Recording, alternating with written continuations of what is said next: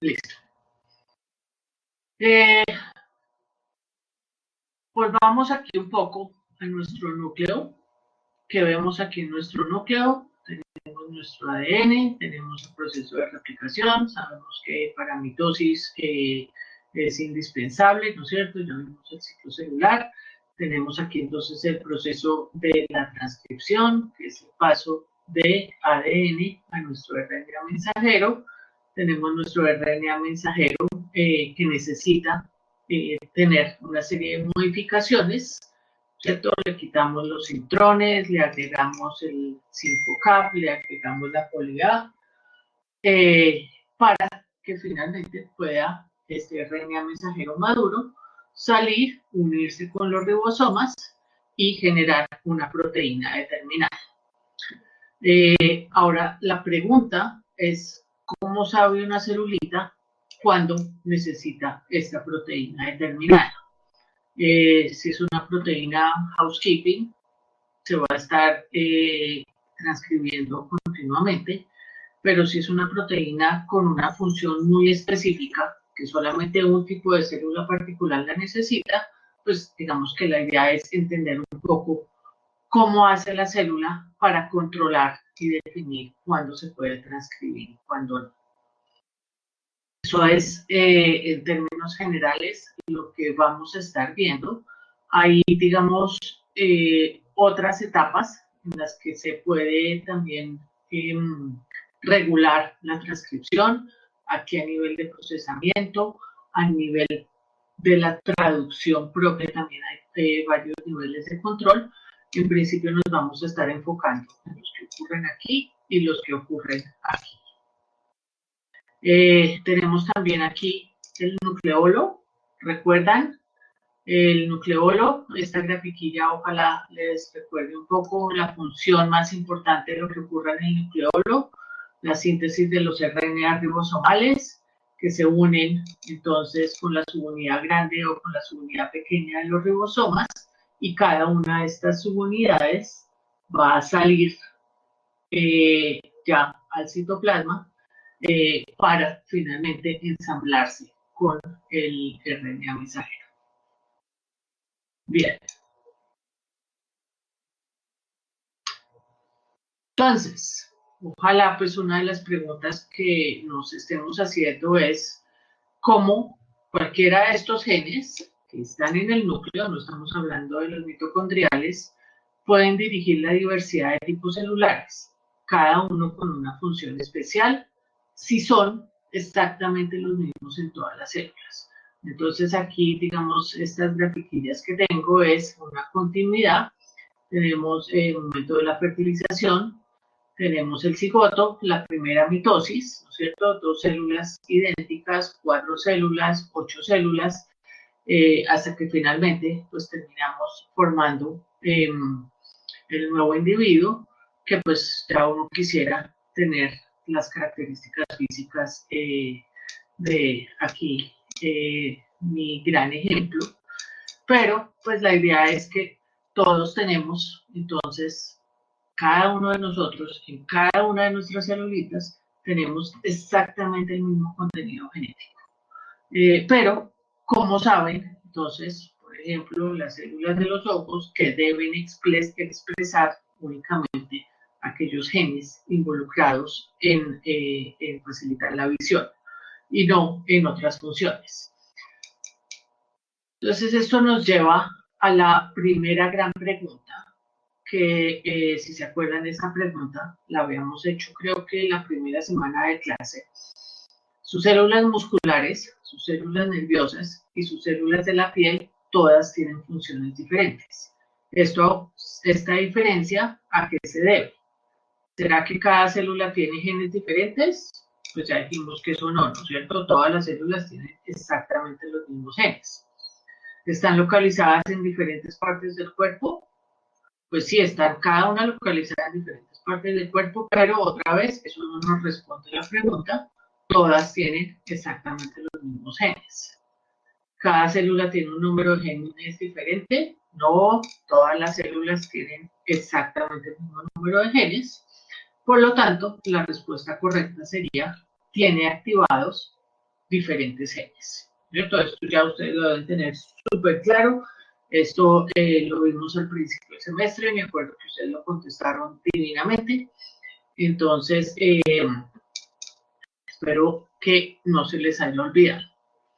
Entonces, volvemos otra vez, todas nuestras células, aunque ya estén diferenciadas, tienen exactamente el mismo contenido de ADN, pero solo un pequeño porcentaje de todo este contenido se va a expresar en cada una de estas células. Y esto es lo que nosotros denominamos o llamamos transcripción diferencial. Y eso es, pues, en principio, lo que quiero que comencemos a tratar. Entonces, antes de esto, recordemos que nuestro ADN en una celulita que está contenta, ¿no es cierto? Que no está en mitosis o que no está en ninguna de estas fases del ciclo celular, va a tener su ADN aquí. Este es el núcleo, va a estar ocupando todo este espacio. Aquí tenemos el nucleolo. Se ve así, recuerden, porque están todas estas proteínas ribosomales. Una vez empieza la mitosis, el ADN aquí se comienza a condensar hasta que finalmente pues vamos a tener nuestro ADN, nuestro cromosoma, todo condensado, y aquí además lo vemos replicado. Una cromátide completamente condensada con su cromátide idéntica, una copia igualita, también condensada. Esta es otra imagen bastante similar. Aquí tenemos entonces el nucleolo y otra vez aquí tenemos todos nuestros cromosomas que no están condensados. Una de las formas que a mí me encanta, y cuando encontré esta figurilla me fascinó, yo siempre les hablo de un plato de espagueti, que es el núcleo. Aquí está el plato de espagueti. Cada uno de estos espagueti es un cromosoma que está, si ustedes ven, todo enrollado, y pues es muy difícil ver cuál de estos es cuál, ¿cierto? Únicamente si uno coge uno y lo desenrolla completamente, pues puede llegar a saber, si este es el cromosoma 1 o este es el cromosoma 2. Entonces, esto es, en principio, nuestro plato de espagueti que vamos a ver aquí. Después les cuento que esto no es tan así. Digamos que últimamente se han encontrado nuevas cosillas, pero por ahora, digamos, para entender el concepto, dejémoslo así, que tampoco es tan errado. Ok, entonces, ¿cómo se nos empaqueta el ADN? Nosotros sabemos que tenemos estas proteínas que se llaman histonas. Entonces, tenemos histona 2A, histona 2B, histona 3, histona 4. Cada una de estas histonas van a formar este octámero y el ADN se va a enrollar a lo largo de este octámero. Entonces, aquí, importante, tenemos que el ADN que se enrolla, en términos generales, consiste en 146 pares de bases, y el octámero consiste en 8 histonas. 2 que son H2A, 2 que son H2B, 2 que son H3 y 2 que son H4. Otro punto muy importante aquí es recordar que estas histonas tienen una serie de aminoácidos como la lisina y la quinina que tienen carga positiva. ¿Quién se atreve a decirme por qué es importante que estas histonas tengan aminoácidos con carga positiva?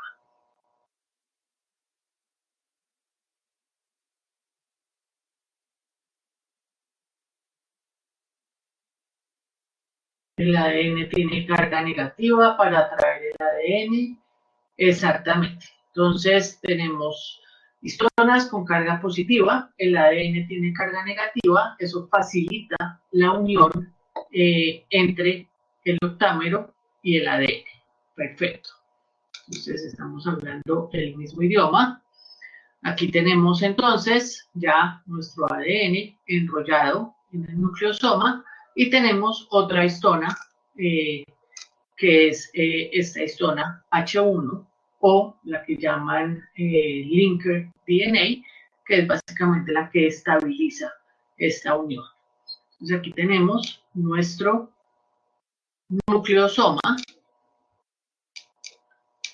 Si vemos entonces nuestro ADN, todo está, o la base, digamos, del empaquetamiento de nuestro ADN son estos nucleosomas.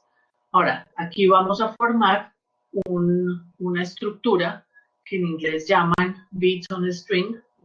Yo generalmente cuando leo esto me imagino como un collar de perlas, donde vemos cada una de estas es una perlita. Entonces esta es como la forma más sencilla, más básica de empaquetamiento de nuestro ADN.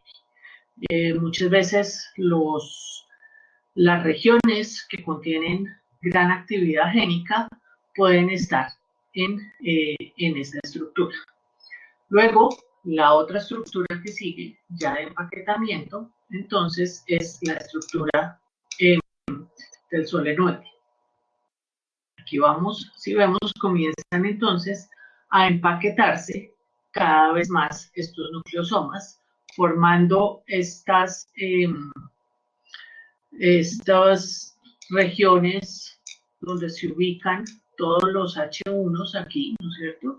Y vemos como cada 6 nucleosomas se comienzan a empaquetar. Entonces pasamos de ver a este collar de perlas, donde vemos solamente un nucleosoma, a ver esta estructura muchísimo más compleja. Ahora, esta estructura, digamos que aquí todavía es relativamente fácil para esta molécula abrirse y generar esta estructura. Entonces, dependiendo si hay genes muy activos o si hay genes que necesitan estar apagando y prendiéndose, van a estar estas regiones cromosómicas intercambiando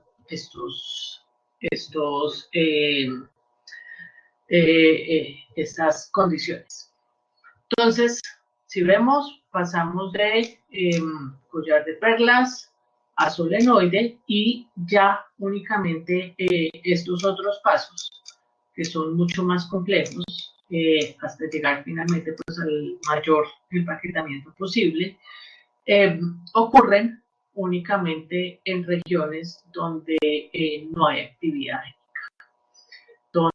Entonces, o la actividad, digamos que ya digamos, es un gen que ya en esa célula no se necesita para nada. Entonces, se mantienen completamente condensadas esas regiones. Entonces, si vamos a ver, una segunda pregunta que les podría yo hacer es, ¿cuál es la forma más pequeña de la cromatina? ADN, nucleosoma, el cromosoma en metafase, el solenoide o el octómero en histonas. ¿Quién quisiera contestar?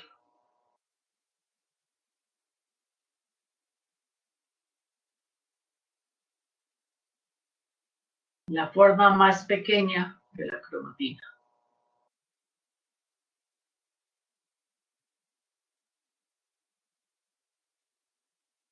¿Nadie se atreve?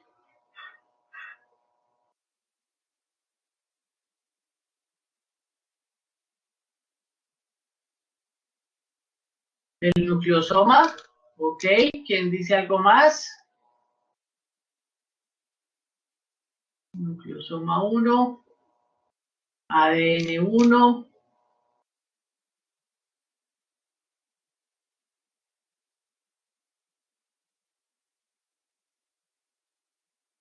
Nucleosoma 2. Ok. Hay varios que están escribiendo. Nucleosoma 3. Bien.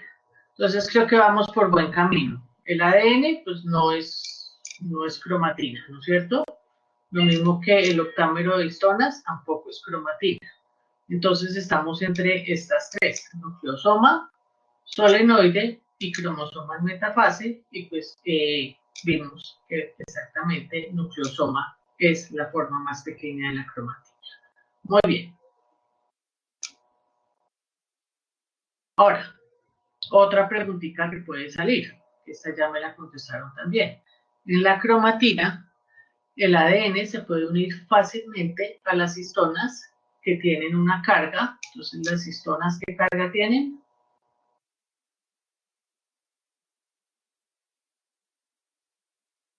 Perfecto. Muy bien. Bien. Ahora, ¿cómo diferenciamos nosotros el término eucromatina de heterocromatina? Entonces, en términos generales, si vemos una celulita y un núcleo aquí, podemos hablar de que lo que está más teñido, esto es heterocromatina, y lo que no está teñido es eucromatina. Entonces, si miramos heterocromatina, son las regiones más condensadas, ¿no es cierto? Están más teñidas, tinción oscura y además tienen una transcripción inactiva. Ojo, aquí pues les pongo estos asteriscos porque recuerden nuestro cromosoma X que está completamente apagado, pero que en realidad no está tan apagado, ¿no es cierto? Entonces, esto pues siempre hay que tenerle un poquito de cuidado. Mientras que la eucromatina, entonces hablamos que son de regiones que están menos condensadas, una tinción mucho más clara y en principio, en términos generales, van a tener una transcripción activa. Entonces son como la definición básica de estos dos términos. Ahora, si vemos un poco más en detalle la heterocromatina, recuerden, vamos, heterocromatina es la de la tinción oscura, regiones más condensadas. Tenemos dos tipos, constitutiva y facultativa. La constitutiva es la que, si independiente de la célula que cojamos, de cualquier celulita de nuestro organismo, de nuestro cuerpo, va a tener siempre estas mismas regiones condensadas. Entonces, toda la región cerca a los centrómeros, toda la región cerca a los telómeros, en principio casi todo el cromosoma Y y partes del cromosoma X tienen esta heterocromatina constitutiva, es decir, altamente condensada. Pero vamos a tener otro tipo de heterocromatina, que es la que denominamos facultativa. Difiere según el tipo de célula. Entonces podemos coger dos células diferentes. Vamos a ver que en algunas vamos a tener una región altamente condensada, pero en otras no. Y esto varía, depende a los genes indispensables para el correcto funcionamiento de esa célula, que deben estar prendidos en una célula determinada, pero en otra no los necesitamos, entonces deben estar apagados. Entonces, constitutiva y facultativa. Si vemos, tenemos aquí nuestros telómeros, nuestros centrómeros, y hablamos también de regiones del cromosoma X y del cromosoma Y. Bien, ¿preguntas de eucromatina y heterocromatina? Ok, entonces ya recordando un poco nuestro dogma central y un poco con la primera diapositiva que empezamos hoy, pues empezamos con nuestro ADN, hablamos de replicación, ¿no es cierto? Hablamos de transcripción y pues ahorita nos interesa sobre todo el RNA mensajero que codifica para alguna proteína determinada. Entonces, los mecanismos que existen para regular esta síntesis de RNA mensajero. Recordemos, ese es como el dogma central clásico, pero recordemos que además tenemos una serie de RNAs no codificantes. En este caso tenemos aquí el RNA ribosomal y el RNA de transferencia, pero sabemos que tenemos otra gran cantidad de RNAs no codificantes y que sabemos que actúan regulando también la transcripción de otros genes. Entonces, eso lo vamos a ver, esos RNA no codificantes los vamos a ver mañana, el jueves, en más detalle. Bien, clave aquí, y otra vez vuelvo a repetir algunas de estas diapositivas que puse al principio del semestre. Tenemos un gen, esto es nuestra molécula de ADN, tenemos la doble cadena, 5' a 3', complementaria y paralela, 5' a 3', ¿no es cierto? Tenemos aquí la región promotora, donde se une la polimerasa, y por aquí se van a unir todos los factores de transcripción que van a ayudar entonces a la correcta transcripción. Importante, y cosas que no, porfa, no se les olvide. Tenemos los exones y los intrones, ¿no es cierto? Aquí tenemos exón 2, todo azul completo, pero miren el exón 1, en donde inicia, ¿dónde está el codón de inicio? El codón de inicio está aquí. Aunque el exón sea todo esto, el codón de inicio generalmente está hacia la mitad del primer exón. En algunos casos particulares puede estar hasta en el segundo exón, es decir, el primer exón es un exón no codificante. Hablamos de estas regiones, GT y AG, altamente conservadas. En los intrones, si hay daños, mutaciones aquí, vamos a tener un splicing que no está funcionando correctamente, por lo tanto vamos a tener una proteína que no va a funcionar. Otro tipo de mutación, una mutación de tipo missense, una mutación puntual dentro del exón. Dentro del exón. Podemos tener un cambio de nucleótido aquí, pongamos un SNP aquí,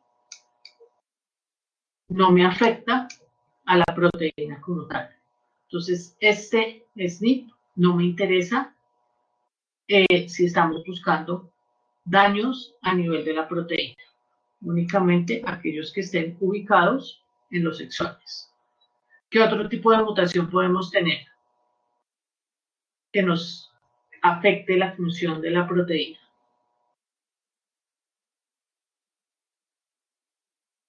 Entonces, una es mutaciones aquí a nivel de sitios de splicing, mutaciones puntuales en el exón del gen que nos generen o un cambio de aminoácido que sea, por ejemplo, un codón de parada, que sabemos que va a dañar completamente la proteína, ¿no es cierto?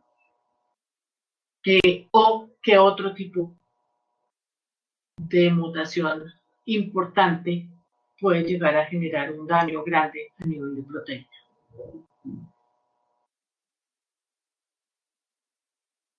¿Alguien?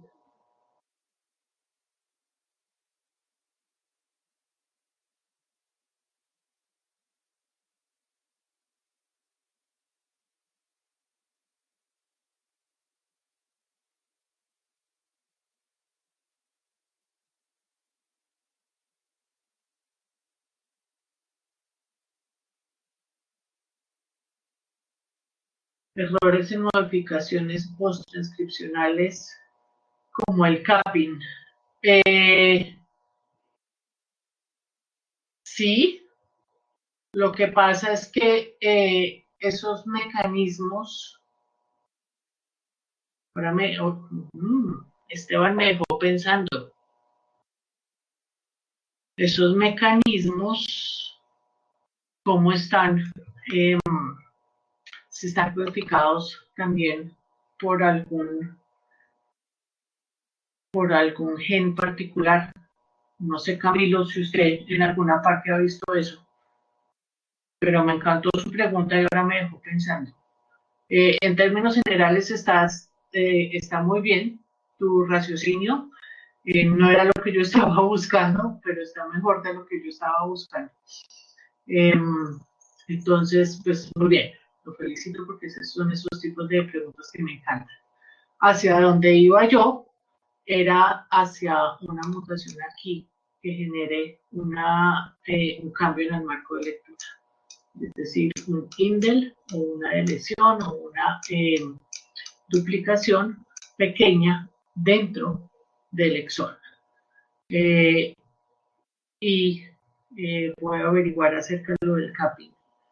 ¿Cómo ocurre específicamente ese capping y qué controla ese capping para pensar en mutaciones? En cómo pueden llegar a ocurrir esos errores a nivel de control pues, base de la célula. Pero me encantó tu respuesta, Esteban.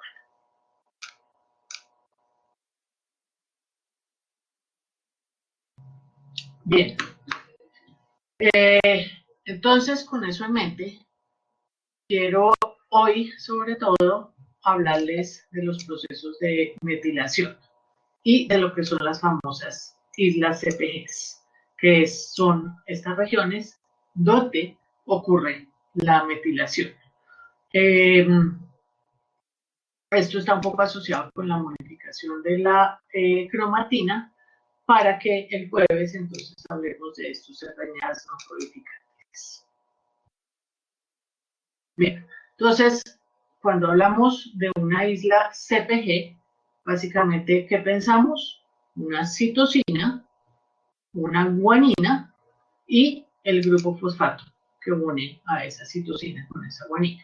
Entonces, por eso la llamamos isla CPG. ¿Por qué isla? Generalmente porque hay varias de estas CPGs seguidas una tras otra. Entonces, es lo que nosotros llamamos una isla CPG. ¿Qué pasa aquí? Esta citosina tiende a metilarse. Hay una enzima particular que es la que metila las citosinas, si recuerdas su clase de química, que es metilarse, agregar un grupo metilo. ¿Y cuál es el grupo metilo? Aquí tenemos el CH3, ¿no es cierto? Entonces, básicamente tenemos una citosina que por unas enzimas particulares permiten la adición de este grupo metilo. Y tenemos entonces una 5-metilcitosina porque la adición del grupo metilo ocurre en el carbono 5, como lo vemos aquí. Ahora, ¿qué también es importante aquí? Es simétrica, se mantiene durante la división celular. Entonces, imaginémonos nosotros que tenemos una serie de islas CPGs a lo largo de un promotor. Voy a dibujar 3. Tenemos la hebra complementaria y antiparalela, ¿qué va a hacer? Va a tener la misma estructura, ¿no es cierto? Donde había CES, hay GES, pero donde hay GES, hay CES. Entonces, si esta citosina está metilada, esta otra citosina también va a estar metilada. Eso es a lo que se refiere con simétrica. ¿Esto qué permite?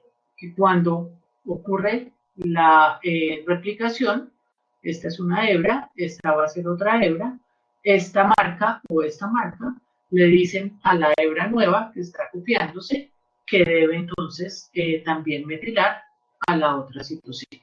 Ya vamos a ver esto en otro dibujito que de pronto les queda más claro. Otro punto importante, la deaminación. ¿Se acuerdan cuando hablábamos de mutaciones? Esta deaminación puede ocurrir espontáneamente. Entonces, si tenemos aquí una 5-metilcitosina, aquí tenemos el CH3, ¿no es cierto? Pero aquí nos estamos enfocando en el grupo amino. El grupo amino que está en el carbono 4. Deaminación, eliminamos el grupo amino. Esto ocurre espontáneamente, digamos que ocurre en muchísimas regiones de nuestro genoma. ¿Y qué pasa? Y qué es lo curioso aquí, forma una timina.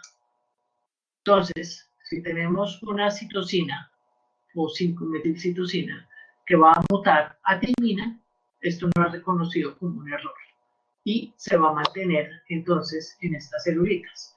Entonces, tenemos aquí un sistema de control bastante interesante que ocurre generalmente en células somáticas, donde están estas citocinas metiladas. En una celulita germinal, en términos generales, todas las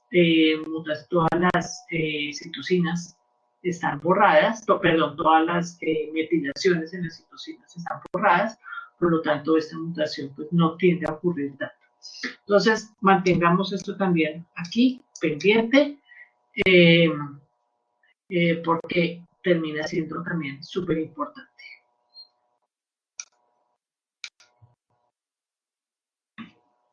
Ok, entonces, en términos generales, una isla CPG podemos encontrarla a lo largo de todo nuestro genoma, pero hay unos sitios, sobre todo pues, cerca al inicio de la transcripción, donde vamos a encontrar estas islas CPGs con mucha más frecuencia. Las vamos también a encontrar en regiones intergénicas o intragénicas a lo largo de todo el genoma, pero en términos generales son aquellas que están cerca a estos sitios de inicio de la transcripción, las que juegan un papel importante en la regulación. También vamos a ver estas islas CPGs en regiones altamente repetitivas. Pero, como les dije, en términos generales, para la regulación de la transcripción, esta es la que más nos interesa. Entonces, ¿qué tenemos? Tenemos diferentes estados, activo o no activo, dependiendo de si está metilado o si no está metilado. Entonces, aquí tenemos islas CPGs, cada una de estos puntos rojos son citocinas que están metiladas. Esto facilita una mayor condensación de esta región. Entonces es más difícil que un factor de transcripción se una o llegue a esta región. Mientras que si está metilada, si no está metilada, está aquí blanco, va a estar digamos que en una posición un poco más abierta y eso facilita a que lleguen diferentes factores de transcripción otra vez a unirse a esta región, ¿no es cierto? Entonces, las islas CPGs y la metilación o no metilación juegan un papel súper importante. Tenemos una isla CPG cerca a la región de regulación de un gen, en este caso no está metilada, hay facilidad de expresión génica, en este caso si está metilada, vamos a tener que va a haber menos o nula la expresión génica.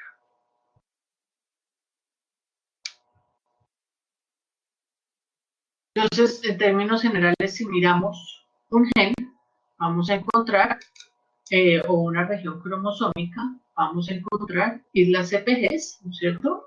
Si ustedes ven, es una densidad, una región donde hay varias de estas islas, no solo una, pero también podemos encontrarlas aquí en regiones altamente repetitivas o ubicados a lo largo pues, de todo nuestro genoma o un cromosoma particular. Las que digamos que están y sabemos están involucradas en la regulación son estas. Estas aquí están sobre todo involucradas en un alto nivel de condensamiento de estas regiones.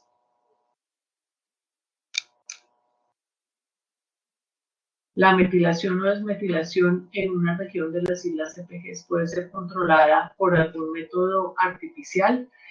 Sí, hay, digamos, hay técnicas que, pues digamos, una que es la que nosotros utilizamos para estudiar la metilación. Ahorita les cuento. Pero digamos que a nivel, si estás pensando de pronto a nivel de tratamientos, se ha pensado en utilizar pues, varios de estos compuestos que ayudan a desmetilar o a metilar, pero lo que pasa o lo que digamos es más complejo es que van a, digamos, si es un compuesto que va a metilar todas las siglas CPGs, no algunas en particular. O si se va a desmetilar todas las siglas CPGs, no algunas en particular. Entonces, esos mecanismos de control asociados con cuándo se metila y cuándo se desmetila es lo que es más complejo.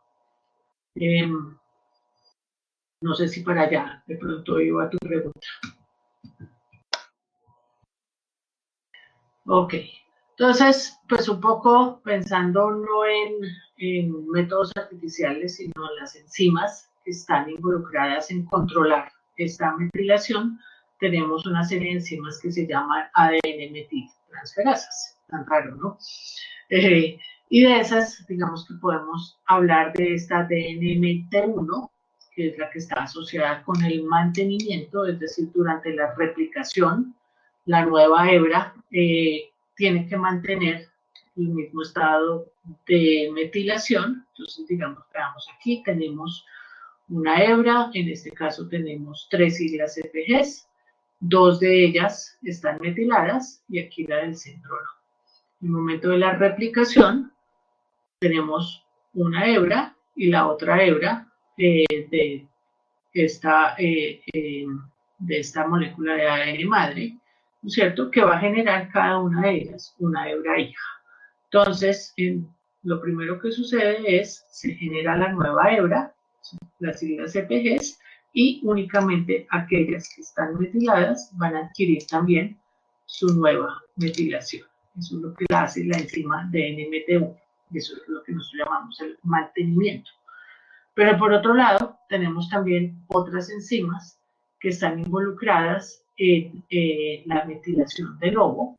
Entonces, en este caso nos están mostrando esta isla CPG de la mitad debe metilarse. Esta enzima, nuestras enzimas están, digamos, involucradas en esta metilación. O borrar todo tipo de metilación. Esto generalmente ocurre en el momento de generar los gametos.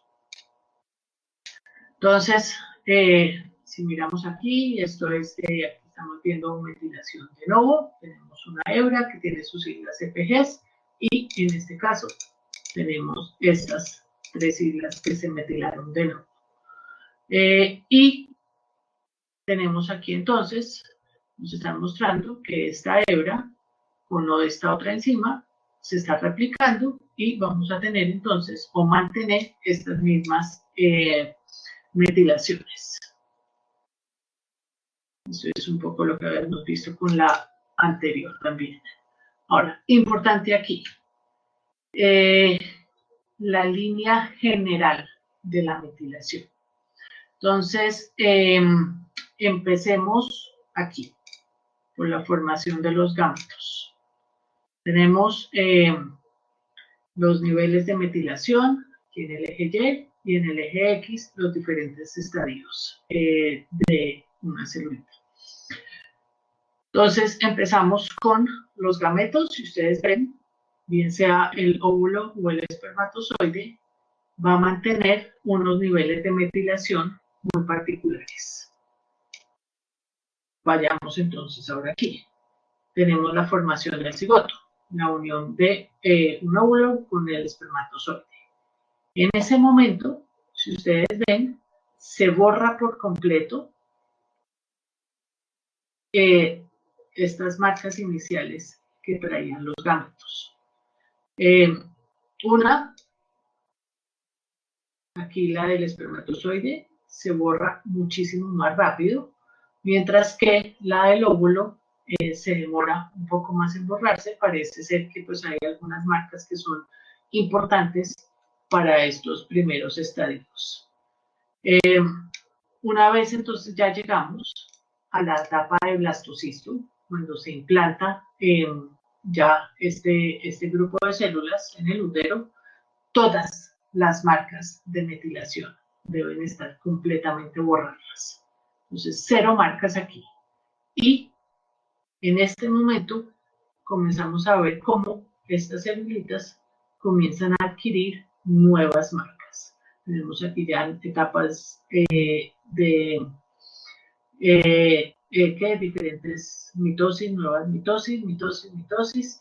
Ya estamos aquí en la etapa de gastrulación y aquí cada una de estas celulitas ya va a tomar un camino de diferenciación diferente.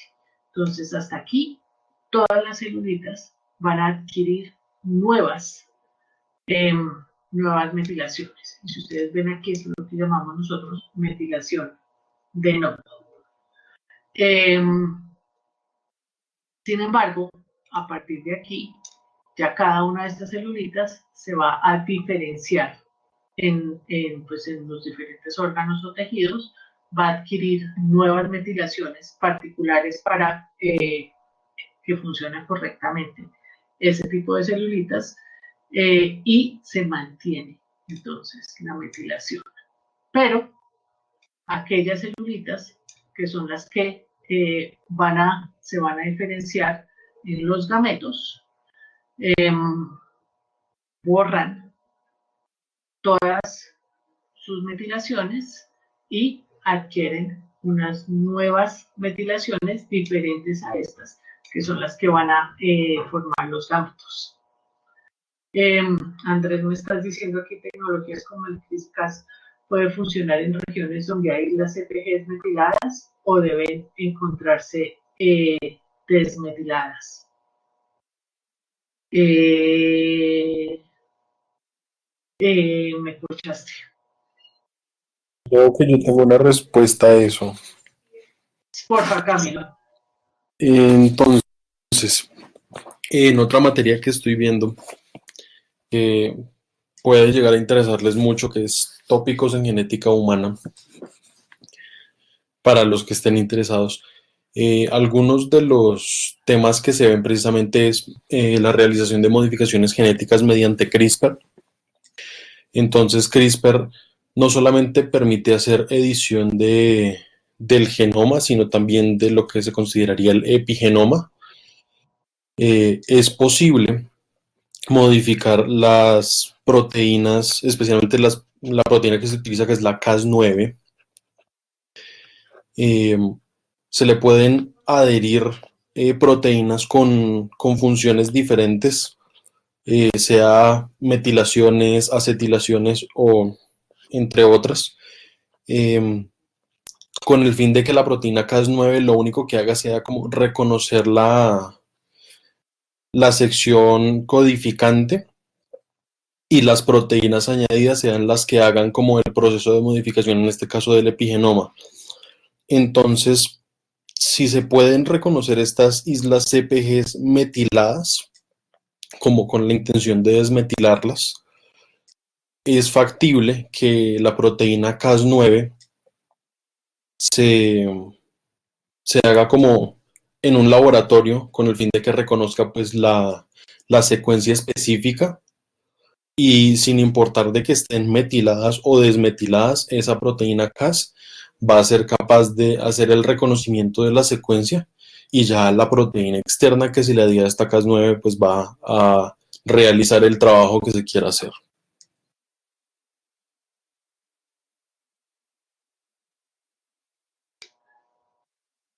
Súper, Camilo. Muchísimas gracias. Ok, espero, Andrés, que te hayan contestado muy bien tu pregunta. Y qué, y bueno, entonces seguimos. ¿Alguna otra pregunta aquí con este grafiquillo? Es clave para entender muchas cosas de las que están pasando también en nuestra celulita. Bien, esto aquí no me va a detener, esto ya lo habíamos visto antes. El cromosoma X en su máxima expresión de condensamiento empieza también con varios niveles de metilación. Esto también ya lo hemos visto, la hipótesis de Lyon. Esta la quiero repetir. Quiero dedicarle un poquito de tiempo porque una de las preguntas abiertas en su parcial estaba pensado en este tipo de situación. Entonces aquí tenemos una situación donde este individuo es una mujer, tiene 2X, ¿no es cierto? Recordemos que en términos generales uno de esos X se va a apagar, ¿no es cierto? Y el otro X se mantiene prendido. En este caso, lo que les estaba preguntando es qué sucede si tenemos aquí, esto es una condición dominante, donde uno de estos X está dañado y este X tiene la mutación que genera ausencia de glándulas sudoríparas. Entonces, la pregunta era, ¿qué sucede? Uno, si la inactivación ocurre al azar o si la inactivación ocurre con más frecuencia, si no estoy mal, en el X que está dañado. Entonces, normalmente la inactivación ocurre al azar, es decir, la mitad de las celulitas van a tener este X, la otra mitad van a tener el X dañado. Eso a nivel de fenotipo, y aquí donde muchos de ustedes tuvieron el error, es a nivel de fenotipo no es lo tengo o no lo tengo, sino voy a tener parches. Algunas de mis células van a tener el X que tiene la mutación activo, por lo tanto veo parches o este término clave, mosaico, de células que tienen el X dañado presente.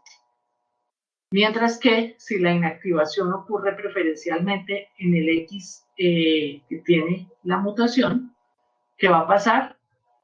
La mayor parte de las células de nuestro organismo va a tener el X sano, ¿no es cierto? Por lo tanto, no vamos a observar tantos parches. No es que no vayamos a observar parches, porque sí van a haber unas muy pocas células que van a tener el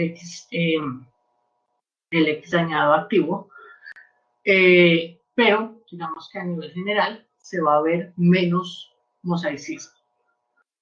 Y no es que o va a estar sano o no va a estar sano, que fue lo que la mayoría de ustedes me respondieron. Entonces, estamos pensando más bien en este término, mosaicismo. Muchas de las células o la mitad de las células van a tener el gen apagado, la otra mitad van a tener el gen prendido. Y eso es lo que observamos entonces a nivel de fenotipo. ¿Alguna duda ahí?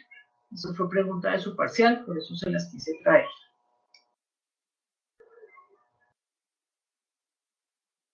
Ok. Otra preguntita. Si las islas CPG se encuentran en la región promotora de un gen, están altamente... ¿Qué?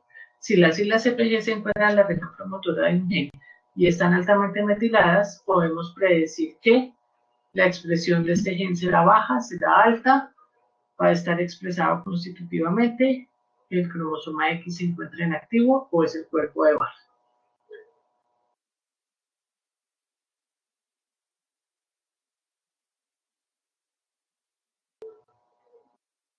Es decir, si las islas CPG están altamente metiladas, ¿qué va a pasar? A, B, C o D o E.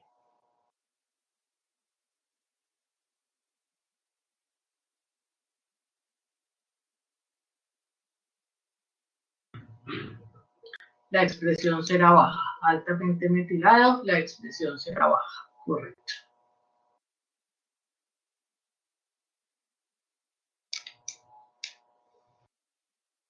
Ok. Ahora, esto es lo que en realidad vemos. Cuando encontramos nosotros una región promotora, esto es lo que estamos estudiando. Y esto quiero que lo entiendan muy bien, porque en su tallercito, esto es lo que ustedes van a estar haciendo.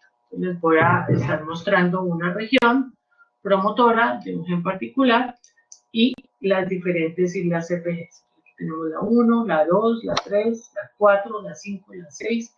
Si ustedes ven, así sucesivamente. En este caso tenemos 19 islas CPGs. Y lo importante aquí, digamos, lo más bonito de todo esto es que podemos nosotros con programas bioinformáticos mirar los sitios de unión a los diferentes factores de transcripción. Entonces, todos estos son diferentes factores de transcripción. Algunos de ellos son específicos para la transcripción de un gen particular, otros son mucho más generalizados. Y comenzamos a mirar la variación en los niveles de metilación que puede ocurrir en cada uno de estas regiones. Entonces, póngale cuidado a su tallercito. Van a estar haciendo un ejemplo tomado de un artículo, lo más bonito, basado en esto. Y lo otro que les quiero pues también decir es que mañana miércoles, una de mis estudiantes de doctorado, Marcela, va a estar hablando en otra clase a la 1 de la tarde, mañana. Les va a estar contando acerca de todo su proyecto relacionado con la genética, la epigenética y algunos cultivos celulares también, utilizando diferentes sustancias que pueden estar afectando o modulando de pronto la transcripción de algunos genes. Entonces, todo esto asociado con trastorno depresivo mayor, contándoles un poco lo que está haciendo en su trabajo doctoral. Entonces, si alguno de ustedes está interesado, mañana a la 1, mándenme un mailcito y yo los incluyo para que puedan entrar a la charla de ella. Súper recomendada. Pues desafortunadamente no tuvimos tiempo aquí de que ella viniera, pero de todas maneras, más que bienvenidos, si alguno de ustedes quiere oír esa charla.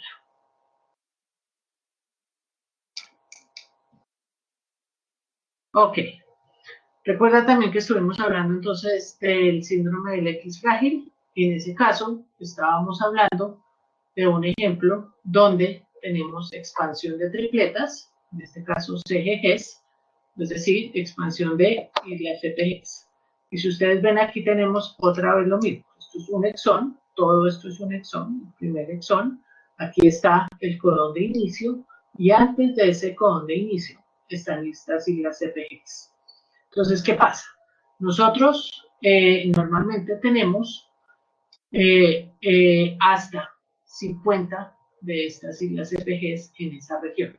Nosotros hicimos así un estudio general y vimos que en población general, población normal, nosotros tenemos aproximadamente unas 23, 25 de estas repeticiones.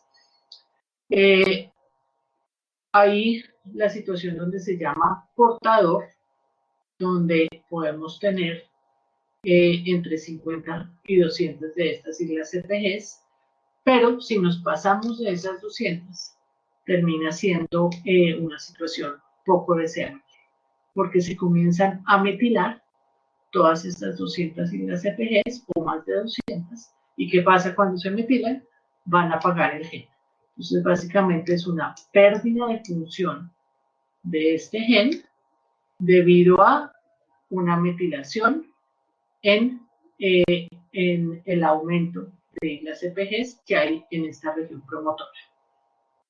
Entonces, eso es lo que podemos nosotros decir que es la definición de lo que está sucediendo en el síndrome de X frágil. Otra vez, aquí tenemos esa región que ocurre antes de la región de inicio del gen o de la proteína como tal. Expresión diferencial. Esto aquí me puedo demorar un poquito. Entonces, más bien empezamos el martes con esto. Y hay un cuisecito que quiero que se vayan a su página de contenido. Es un quiz muy sencillo. Son 5 preguntas, 4 de selección múltiple y una de contestar, de escribir. Tienen 2 minutos para contestar esto y miramos cómo les fue. Recuerden refrescar su página para que puedan iniciar el quiz.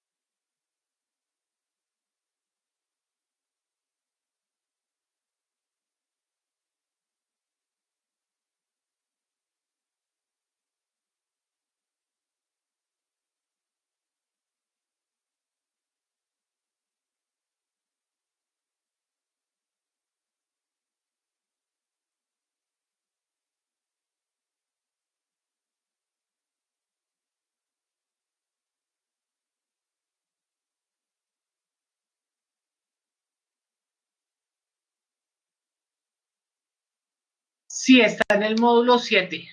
Lo único que hay en el módulo 7.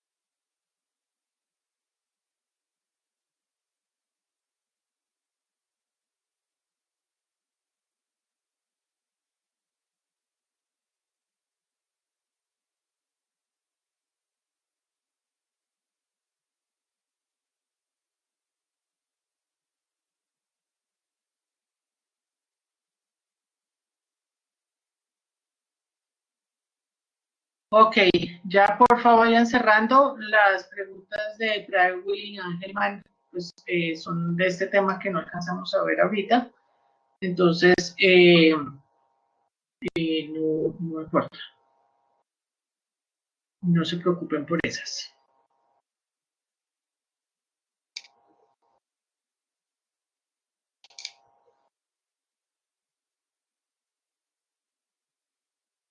Bien, tienen 30 segundos.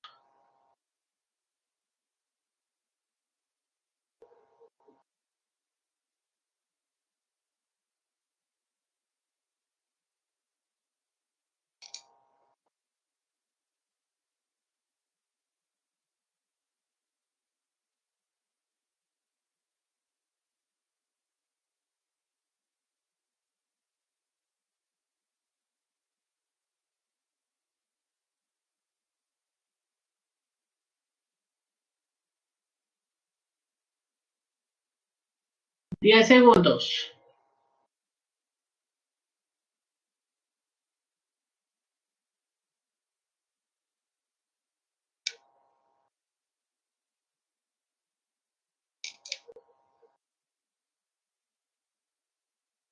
Bien, entonces, ¿nos dieron cuenta? Si estaban poniendo atención a la clase, eran exactamente las mismas preguntas.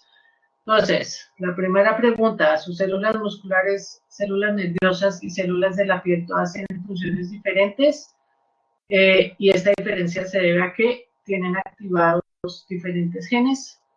19 de ustedes contestaron bien, y ese es el número que tengo hasta ahora de los que contestaron. Entonces, perfecto. Les voy a compartir aquí la pantalla para que ustedes vean. Más fácil. La segunda pregunta, ¿cuál es la forma más pequeña de la cromatina? Otra vez, 19 de ustedes estaban poniendo atención a clase. Aquí hubo 2 de ustedes que, quién sabe dónde estaban cuando estábamos hablando de esto. Muy bien, la cromatina tiene carga positiva. Las siglas CPGs, la acabamos de hacer. Si están altamente metiladas, debe ser porque hay expresión baja de ese gen. Aquí, ¿qué pasó? Esto lo vemos mañana, pero sí es correcto. Tyrwhill y Angelman, ambos tienen daños en exactamente el mismo lugar cromosómico, pero dan condiciones completamente diferentes. Ahora, respecto a la respuesta entre facultativa y constitutiva, cojamos varias hacia aquí al azar. La heterocromatina constitutiva está presente en todo momento, mientras que la facultativa dependerá del momento. Ok, no es que esté presente, sino es que es como tal la heterocromatina facultativa. Difiere, hace referencia a las regiones de ADN que encuentran durante el ciclo celular, no codifica para proteínas, mientras que la heterocromatina facultativa son esas regiones. La heterocromatina constitutiva está presente durante todo el ciclo celular. La heterocromatina facultativa son regiones de ADN en las que los genes son silenciados por modificaciones. Se refiere a regiones de ADN silenciadas del cromosoma que se activan en condiciones específicas. La constitutiva está presente durante todo el ciclo celular y no codifica para proteínas. Ok, toca leerme cada una de estas con cuidado, pero básicamente, pues digamos que los puntos que yo quería que ustedes tuvieran claros entre la constitutiva y la facultativa es el nivel de compactamiento. Entonces,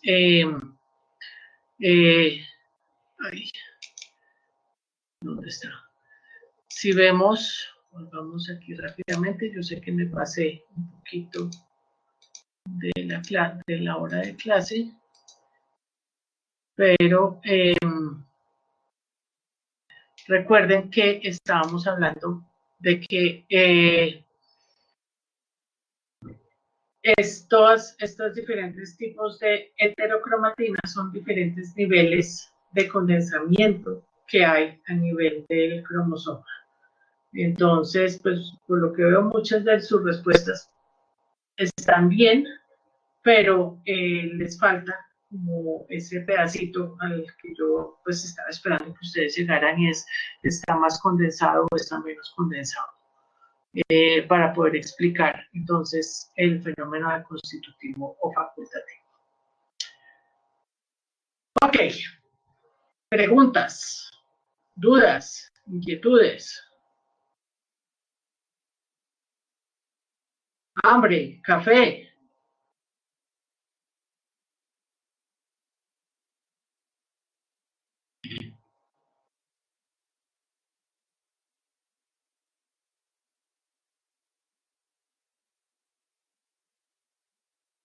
La constitutiva es la más condensada, exactamente.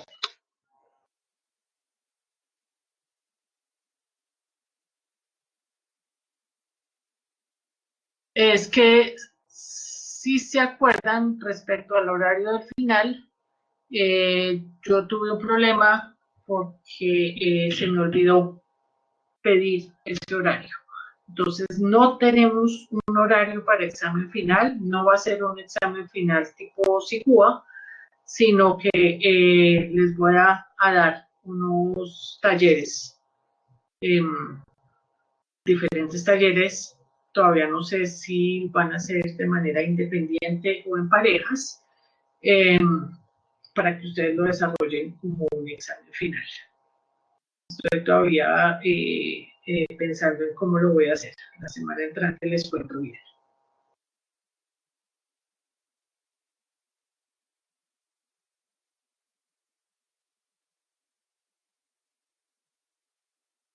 Ok, buena semana. Ya casi. Aprovechen estos días bonitos y nos vemos el jueves.